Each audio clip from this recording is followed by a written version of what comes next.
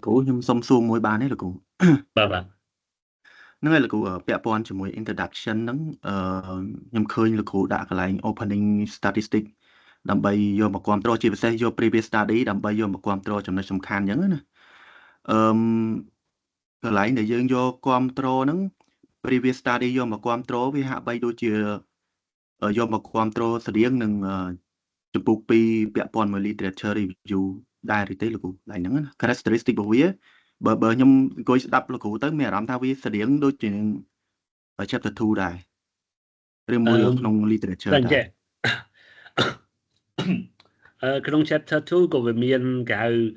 gap ដែរ research gap ចុងបញ្ចប់នៃ literature review វាត្រូវមានផ្នែកមួយនិយាយពី research gap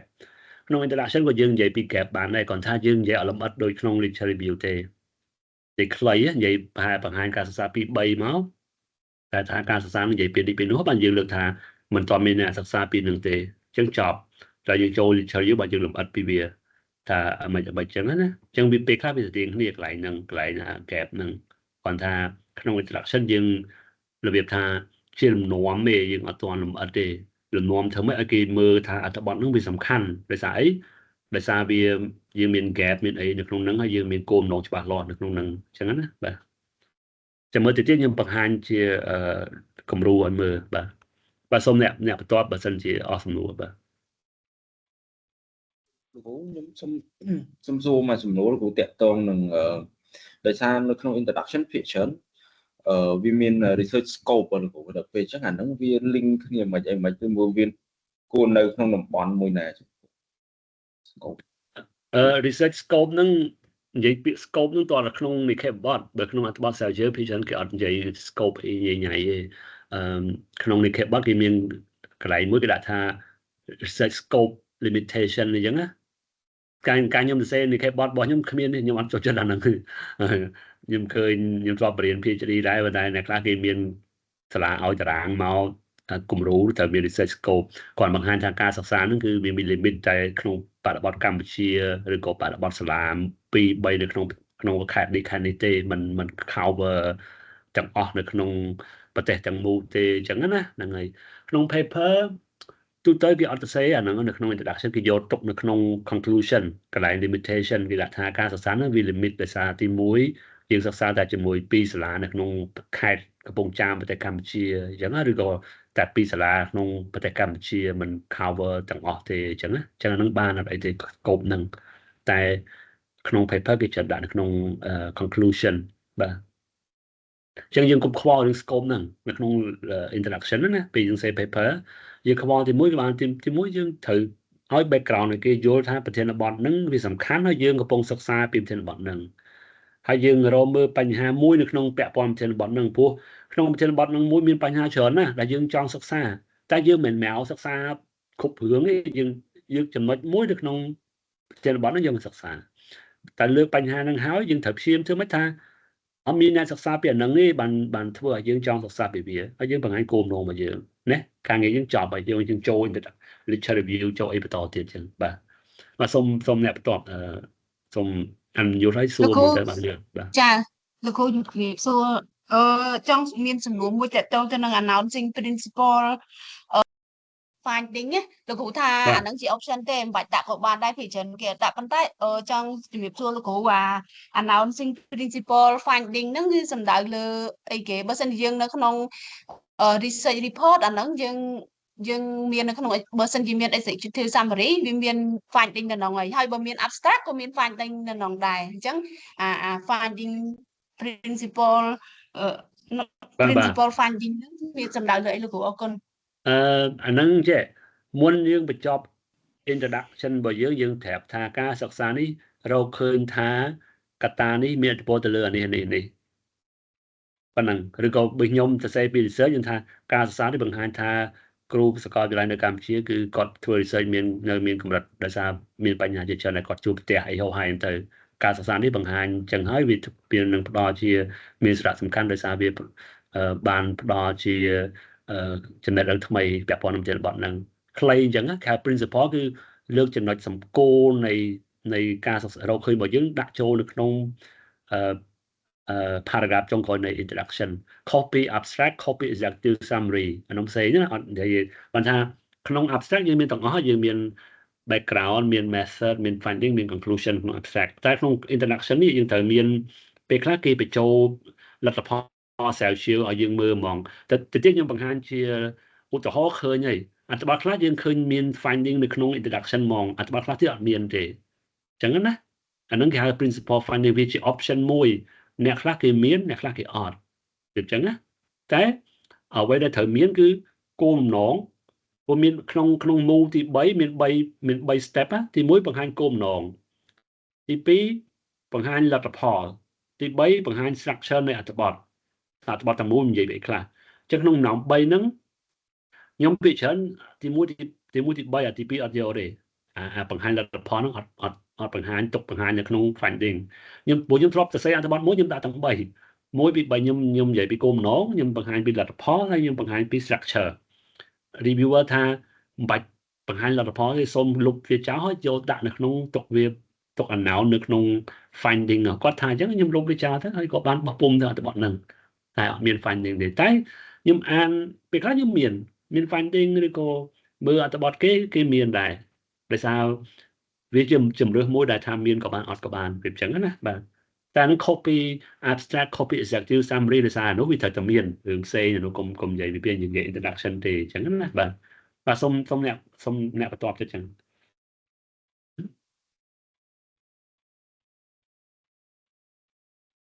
អាឡូជំរាបសួរលោកគ្រូបាទលោកគ្រូខ្ញុំមានចម្ងល់មួយដោយសារមិនទាន់យល់ច្បាស់ដោយសារតែនៅក្នុង introduction ហ្នឹងយើងមាន step 3 step ទី1 step ទី2រឿង background នោះលោកគ្រូអញ្ចឹងរបៀបសរសេរបើតាមខ្ញុំសង្កេតឃើញគឺយើងត្រូវការបង្ហាញអំពីស្ថានភាពនៃអ្វីដែលយើងនឹងធ្វើការស្រាវជ្រាវហើយរបៀបសរសេរគឺមានជា reference ជា in-text citation ឯដែរអញ្ចឹងលោកគ្រូអញ្ចឹងខ្ញុំមិនច្បាស់ថាតើដោយសារតែរបៀបសរសេរហ្នឹងវាមាន in-text citation មាន reference មានអីសិក្សាពីមុនមកអញ្ចឹងអានឹងវាខុសពី literature review យ៉ាងម៉េចដែរលោកគ្រូអារបៀប introduction និង literature review ហ្នឹងលោកគ្រូliterature review គ្រប់រឿងទាំងអស់ដែលយើងសរសេរគឺពឹងទៅលើឯកសារដើមដែលគេមានជាគ្រាន់តែយកគេមកសង្ខេបមកបកស្រាយឡើងវិញក្នុង introduction វាមាន combination ណាមានមិចចូលគ្នារវាងទស្សនៈយើងខ្លះបូកជាមួយនឹងliterature review ខ្លះcitation ឧទាហរណ៍ថាយើងនិយាយពី digital education គឺថាdigital education ការអប់រំបែប digital មានសារៈសំខាន់សម្រាប់សង្គមហើយនឹងប្រទេសជាតិយើងនិយាយប៉ុណ្ណឹងមិនបាច់មាន citation ក៏បានវាជារឿងគេ common knowledge រឿងទូទៅណាណាក៏យល់ស្របថានឹងសំខាន់ដែរក៏ប៉ុន្តែយើងអាចដាក់ citation បានឡើយនឹងដាក់បានថាគាំយកអីមួយមកគាំទ្រអំណាចរបស់យើងហើយយើងនិយាយតទៀតហើយនៅក្នុងប្រទេសកម្ពុជារឿង digital education កំពុងតែផុសផុលដោយសារក្រសួងក៏ចាប់ផ្ដើមផ្ដល់គិតគូររឿងនឹងមានបង្កើតជាចាក់ដល់ឬក៏មាន online មាន app មានអីហោហាយអញ្ចឹងណាយើងនិយាយប៉ុណ្ណឹងទូទៅដែរក៏ប៉ុន្តែដើម្បីឲ្យការនិយាយរបស់យើងវា strong វាធ្វើមានការគ្រប់គ្រងពីឯកសារពាក់ព័ន្ធយើងបើកបង្ចុះដាក់ reference មួយទៅអញ្ចឹងនៅក្នុង introduction ហ្នឹង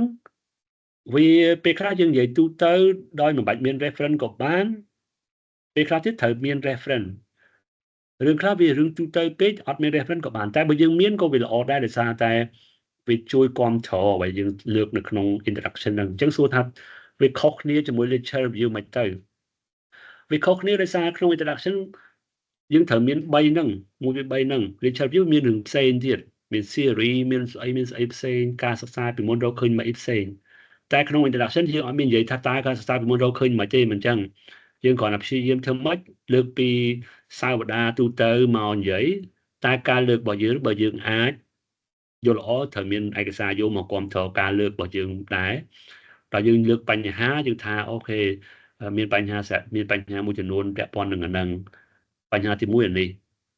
តែបើយើងលើកបញ្ហា1 2 3 4 5ដោយមិនមានឯកសារយោងគ្រប់គ្រងទាំងអស់ ក៏ល្អដែរត្រូវមានឯកសារមកគាំទ្រឃើញទេអញ្ចឹងវាត្រូវមានឯកសារយោងគាំទ្រដូចគ្នាអញ្ចឹងគាត់ថាដល់យើងចូលដំណាក់កាលទី3អាកន្លែងលើកពីគោលបំណងលើកពី structure នៃអត្ថបទគឺកន្លែងហ្នឹងលែងមាន reference អញ្ចឹងមូល3ហ្នឹងទី1គឺទូទៅហ្នឹងអាចមានឬក៏មិនមានតែខ្ញុំបើខ្ញុំទៅសេវិញត្រូវតែមានខ្លះអត់ខ្លះណាអាទី2មានខ្លះអត់ខ្លះទី3មិនមានទេឯកសារយោងណាអញ្ចឹងជារួមក្នុង introduction ក៏ត្រូវមានឯកសារយោងផ្សេងៗមកគាំទ្រដែរគាត់ដល់ពេលយើងចូល literature review ឯកសារយោងច្រើនជាងក្នុង introduction ដោយសារភាគច្រើនយើងគ្រាន់តែយកអ្វីដែលគេសិក្សាហើយយកមកបកស្រាយឡើងវិញអញ្ចឹងបកស្រាយអត្ថបទមួយណាយើងត្រូវមានឯកសារមួយហ្នឹងវាអញ្ចឹងបាទអញ្ចឹងរឿងឯកសារយោងគឺបើអាចដាក់ចូលនៅក្នុង introduction ផងដើម្បីគាំទ្រអំណាចយើងផ្សេងៗនៅក្នុងអត្ថបទហ្នឹងអញ្ចឹងណាបាទគ្រូអធិស្ឋានសុំភ្ជាប់បន្តិចទៀតចាប់អារម្មណ៍គ្រូអញ្ចឹងអា reference ដែលយើងសរសេរនៅក្នុង introduction យើងហ្នឹងយើងអាច move វាទៅយកវាជា literature review បានទេលោកគ្រូពេលដែលយើង move ចូល section ហ្នឹងលោកគ្រូបាន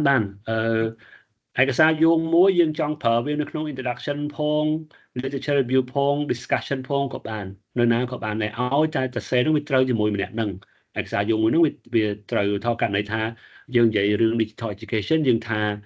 ការអនុវត្ត digital education នៅកម្ពុជាវាមានកម្រិតដោយសារតែរឿង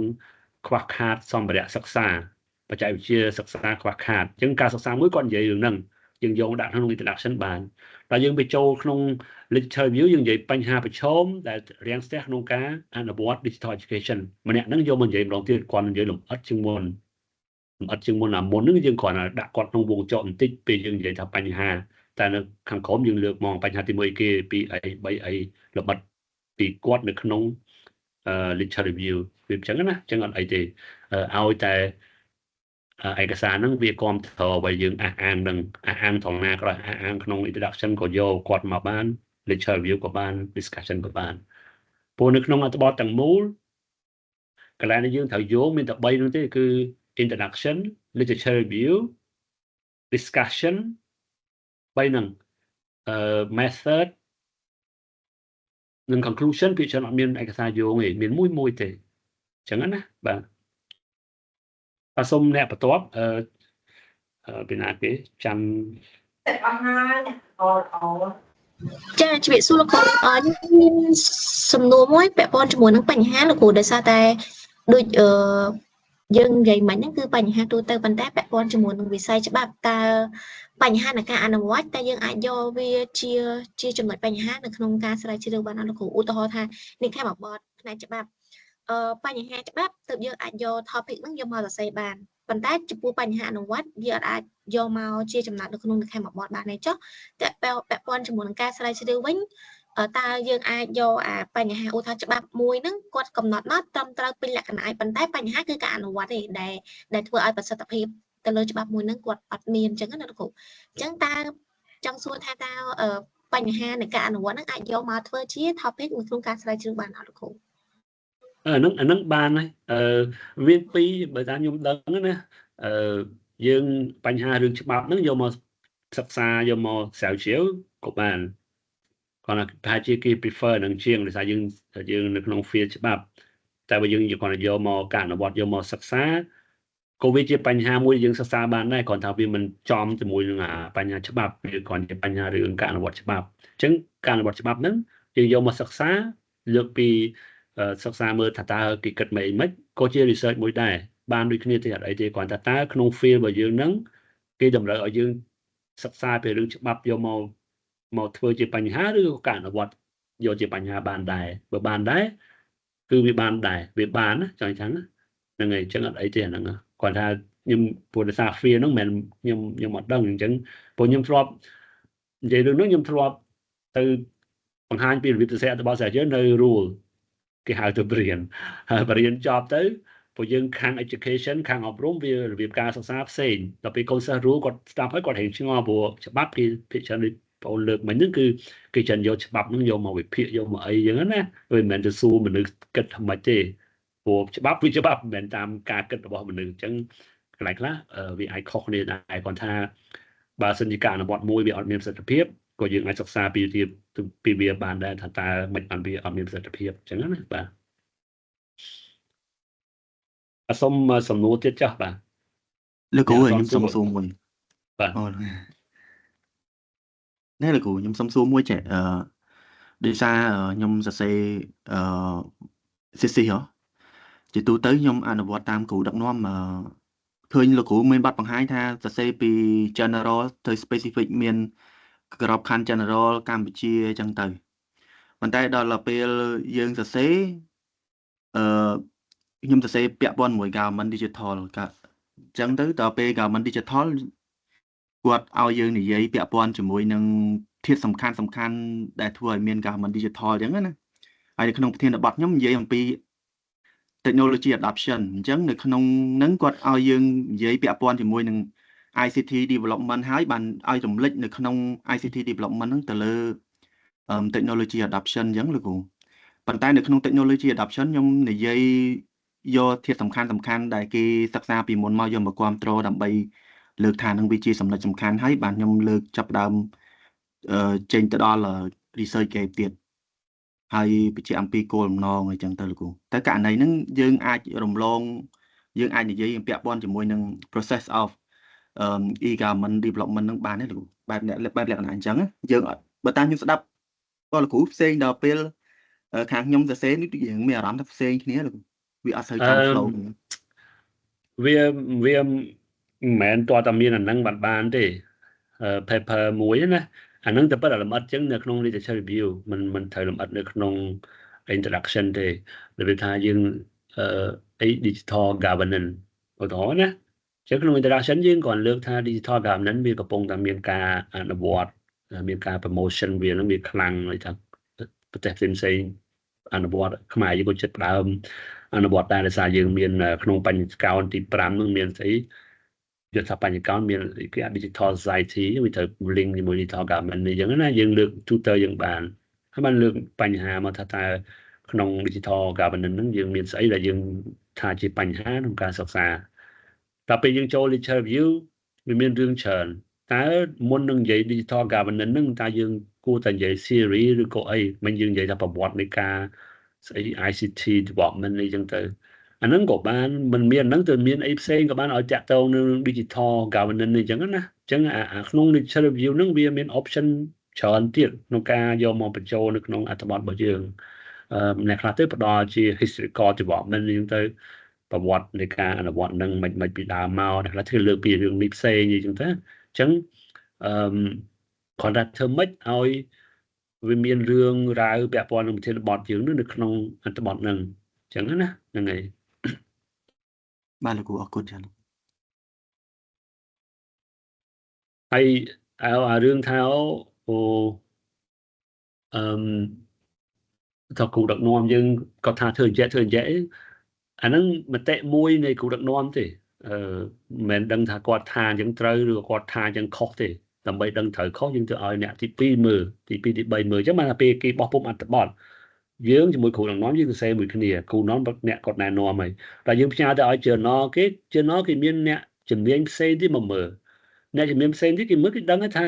អ្នកឯងដាក់ប៉ុណ្ណឹងវាគ្រប់ឬក៏មិនគ្រប់អូខេក៏អ្នកជំនាញដែរមិនគ្រូដឹកនាំនឹងជំនាញជាងគេទេវាបហាក់ម្យ៉ាងម្នាក់អញ្ចឹងគេត្រូវការមាន reviewer មានអ្នកពិនិត្យណាពិនិត្យគេដឹងថាអូប៉ុណ្ណឹងអត់អីប៉ុណ្ណឹងគ្រប់ហើយអញ្ចឹងបានថាបើគេថាគ្រប់អ្វីយើងសរសេរនឹងគ្រប់ហើយតែបើអ្នក reviewer ពីរនាក់គេដាក់ថាអត់កើតទេខ្វះនេះបា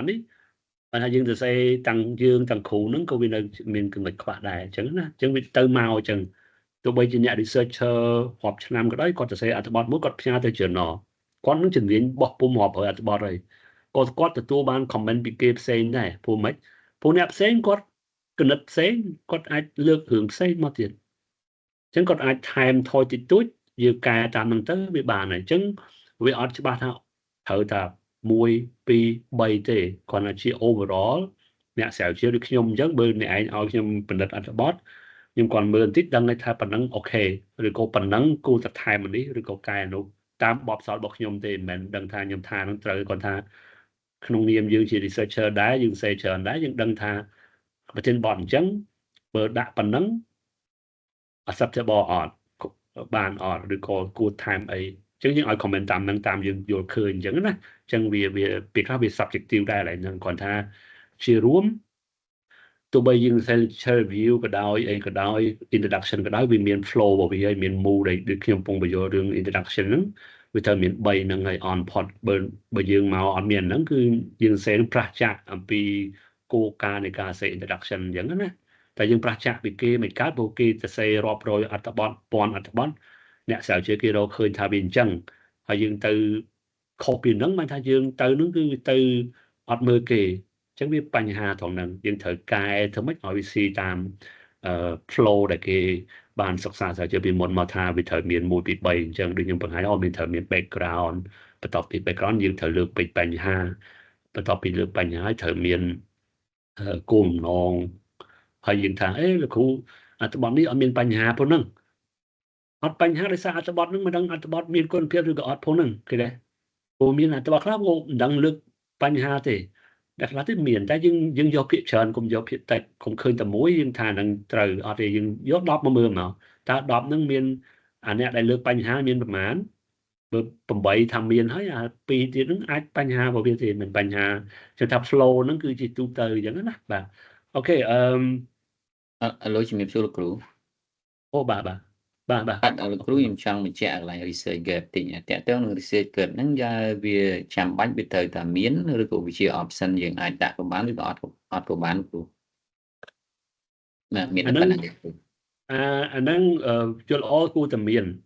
gap ហ្នឹងណាបើអត់មាន gap ហ្នឹងក៏ត្រូវមាន counter claim ឬក៏អីដែរព្រោះ option គេមាន4មិញណាមាន counter claim មិនថាយើងអានខុសពីគេឬក៏យើងបង្ហាញពី gap ហើយឬក៏ទី3យើងលើកជាសំណួរដែលអត់ទាន់មានចម្លើយអញ្ចឹងអាសំណួរអត់ចម្លើយក៏ដូចជា gap ដែរអញ្ចឹងដើម្បីឲ្យអត្ថបទយើងវា strong វាមានគុណភាពល្អវាត្រូវមាន gap មួយនៅក្នុងនឹងបង្ហាញថាgap នឹងអត់ច្រើនទេជួនកាលគេលើកតាមបន្ទាត់ក៏បានតែមើលចូលមកទេខ្ញុំបង្ហាញកន្លែងហ្នឹងឲ្យឃើញអញ្ចឹងខ្ញុំឆ្លើយខ្លីគឺគួរតែមានចេះទៅបាទអរគុណច្រើនលោក